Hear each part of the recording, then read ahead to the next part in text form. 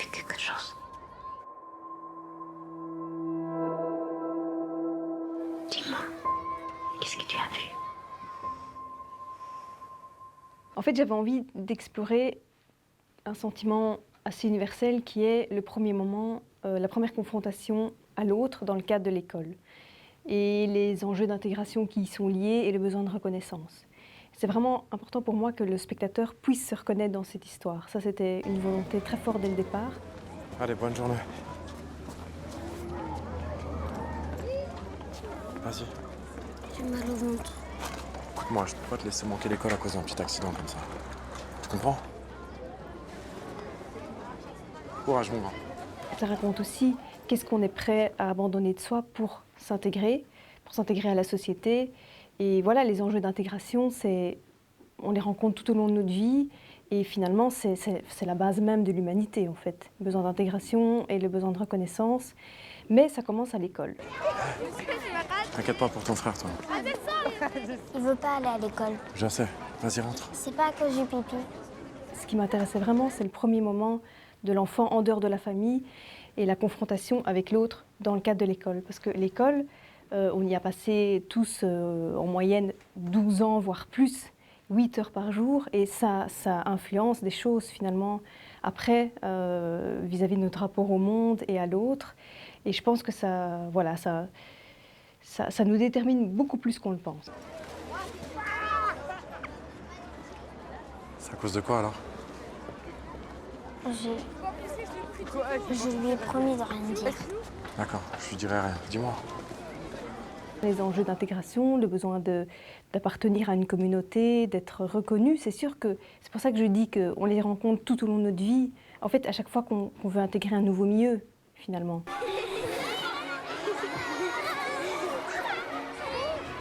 Je veux rester avec toi. On jouera ce soir, d'accord? Par ici. Plus vite, plus vite, plus vite. Arrête! Pourquoi ils font ça? Je sais pas. Tout est fait dans ce film pour que le spectateur puisse se remémorer cette période de l'enfance et qu'est-ce que c'est qu'être un enfant à ce moment-là. Et effectivement, les adultes, finalement, ceux qui se mettent à la hauteur, c'est presque d'un point de vue symbolique, de ceux qui se mettent à leur hauteur pour comprendre qu'est-ce qui se passe, mais vraiment à leur hauteur, physiquement. Oui. Dis-moi. Il a des problèmes avec des garçons de l'école.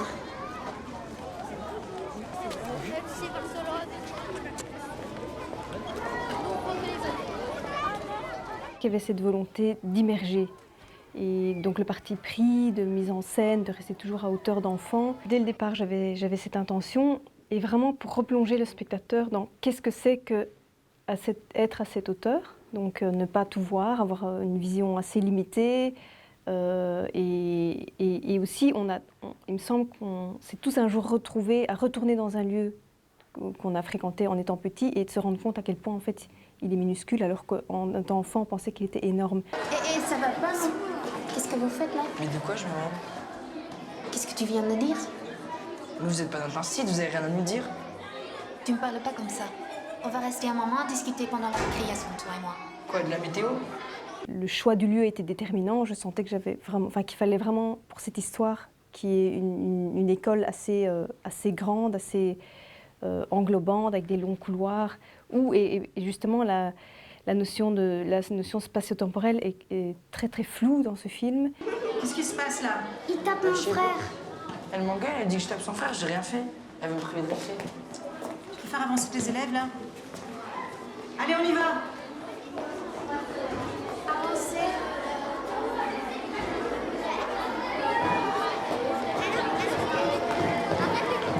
J'ai été observée dans des cours de récréation pendant des mois pour écrire ce film. Et je me souviens, quand j'étais enfant, de ce son, mais ça m'a rappelé à quel point, le soir, je rentrais, j'étais épuisée. Quand je rentrais chez moi, j'étais épuisée parce qu'on a tendance à oublier, en fait, ce brouhaha sonore tout le temps, et c'est épuisant, mais l'enfant, il est là-dedans toute la journée. C'est une manière, encore une fois, d'immerger le spectateur et de lui rappeler à quel point c'est violent, en fait, une une cour de récréation, même au point de vue sonore, ça fait partie de la violence, mais c'est aussi comme ça que l'enfant apprend à prendre sa place.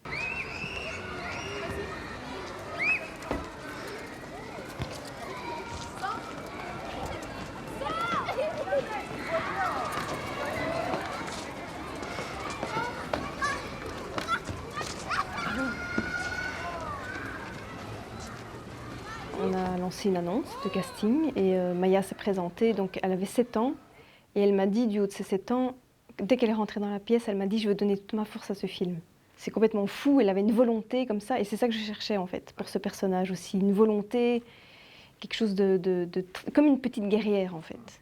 Voilà. Et elle est arrivée vraiment avec cette énergie-là. Donc c'est ça que... Parce qu'effectivement, si je me plantais sur son personnage, mais d'ailleurs sur tous les autres, mais surtout sur elle, parce que tout le film repose sur elle, le film était foutu.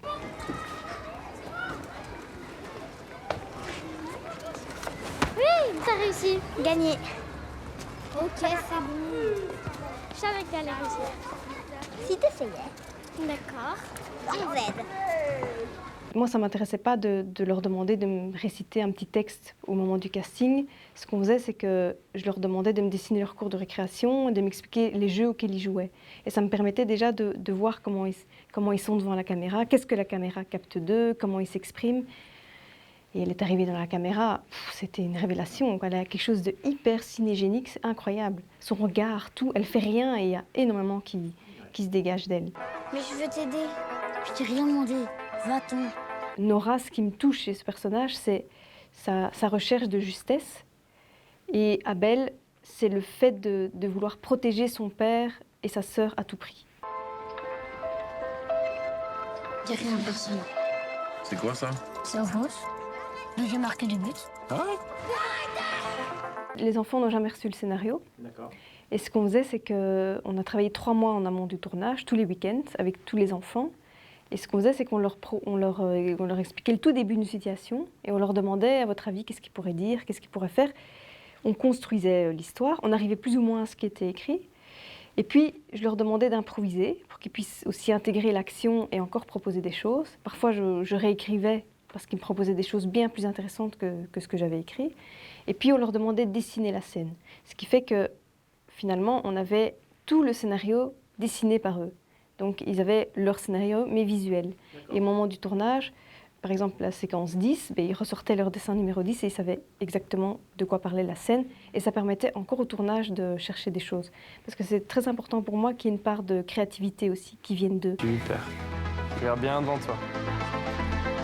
Je suis sûr que vous êtes capable de faire en sorte que ça se passe bien. Ça peut ne pas être évident pour un comédien de savoir qu'il est filmé qu'au niveau de la taille et qu'on voit presque jamais son visage. Mais la grande force de ces deux comédiens, c'est d'être au service de l'histoire. Pour moi, un comédien qui est au service de l'histoire, c'est ce qu'il y a de mieux, évidemment, mais c'est pas toujours évident. Et Karim et Laura, voilà, comprenaient que c'était le point de vue de l'enfant. Si tu te mêles encore de mes affaires, t'es morte. Allez, souriez. Le travail de comédien, c'est aussi la voix. Et je dirais même, c'est presque surtout la voix. Je me souviens, j'avais entendu un jour Michael Haneke qui expliquait que lui, parfois, pour diriger les comédiens, il ferme les yeux et il les écoute, pour écouter si c'est juste ou pas. Et voilà, ça m'avait marqué. Et voilà, un comédien, en tout cas, j'avais envie de mettre ça aussi en avant. Un comédien, c'est aussi la voix. Et encore une fois, par rapport à la question du hors-champ.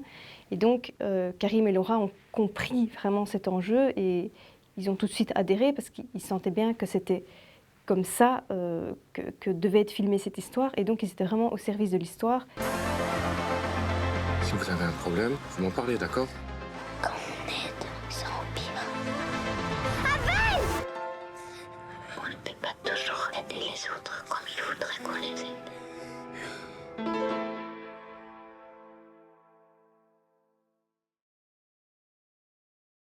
Ce film a failli pas se faire, hein. Mais ce que je peux comprendre aussi, parce qu'effectivement, quand on lit un scénario qu'un point de vue d'enfant, rester tout le temps autour d'enfant, ne jamais sortir de l'école, c'est sûr que si c'est planté, c'est bien planté. Enfin, je ne dis pas qu'un autre film pourrait être moins planté, mais là, c'est vrai que c'est assez radical, mais en même temps, c'est comme ça que j'ai envie de faire du cinéma, en fait, de manière radicale et de faire des choix de mise en scène très, très clairs. Enfin, voilà, ça m'intéresse de travailler comme ça.